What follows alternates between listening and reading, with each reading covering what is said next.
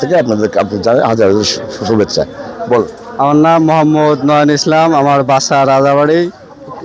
আজ আমরা দূর দূরান্ত থেকে অনেক দূরে থেকে এসেছি ঘুরতে। আলহামদুলিল্লাহ, আল্লাহর রহমতে আমাদের ঈদ অনেক সুন্দর কেটেছে। কুরবানি ঈদ যাই হোক আল্লাহ বাঁচিয়ে রেখেছে, তাই বলে আমরা এত সুন্দরভাবে ঈদ উদযাপন করতে পেরেছি। আজ আমরা দূর দূরান্ত থেকে বন্ধু বান্ধব সবার সাথে অনেকদিন পর একসঙ্গে আড্ডা মেলামেশা বা খাওয়া দাওয়া করতে পারছি। এতে থেকে আমরা একটা আনন্দ প্রকাশিত হচ্ছে অনেকদিন পর। কেউ হয়তো চাকরি থেকে বা কেউ হয়তো বিদেশ থেকে এসেছে, তাদের সঙ্গে আজ আমরা এই বিগত 1 বছর পর দেখা সাক্ষাৎ করতে পারছি।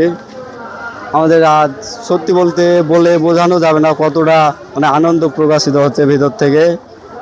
তবে আমি বলতে চাই আমাদের মতো সবারই ঈদ আলহামদুলিল্লাহ ভালোই কাটছে। আর দর্শকদের আপনারা দেখে অবশ্যই বুঝতে পারছেন এই জায়গায় এসে সবার মনে কতটা আনন্দ হচ্ছে আজ।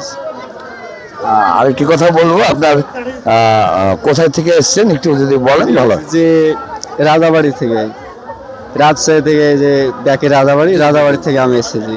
জি, তাহলে ঈদটা আপনার ভালোই কাটলো, এটাই আমরা ধরে নেব। আলহামদুলিল্লাহ অনেক সুন্দর কেটেছে।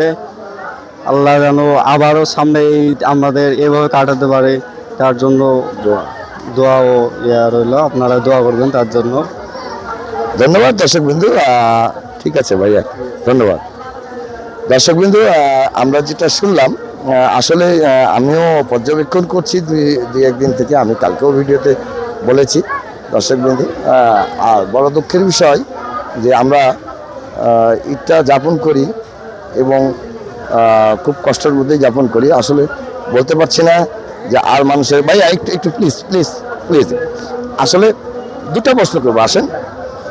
ঈদটা এবার কেমন কাটলো এই বিষয়ে? ঈদটা স্বাভাবিক মতোই গেছে, তো আগের মতো আর কি নাই। যেমন আগে হচ্ছে বলতে গেলে কি বলবো, তো আগে হচ্ছে আর কি এনজয় হতো, তো এরকম এনজয়টা করতে পারছি না। ছোটবেলায় যেরকম আমরা এনজয় করতাম, তো সেরকম এনজয়টা আমরা পাচ্ছি না। পড়াশোনার চাপ, তারপর এখন মিলন সরকার আসার পরে তো অনেক চাপ চলে আসছে। এই ধন্যবাদ আমার চ্যানেলের পক্ষ থেকে আপনাকে। দর্শকবৃন্দ, আজকে যে ছেলেটা বললো, যে মানুষটা বললো, আসলে ঘটনাটা তাই। কিছু কিছু বিষয়ে বিঘ্ন ঘটছে, এটা আমাদেরও নজরে আছে এবং আমরাও পর্যবেক্ষণ করছি। দর্শকবৃন্দ, এই প্রতিবেদনটা এখানে শেষ করছি। আজকের খবর থেকে আমি বাজিদ, চিফ রিপোর্টার বলছিলাম হাইটেক পার্ক সংলগ্ন নদীর ধারে এলাকায়। ধন্যবাদ আমার চ্যানেলের পক্ষ থেকে।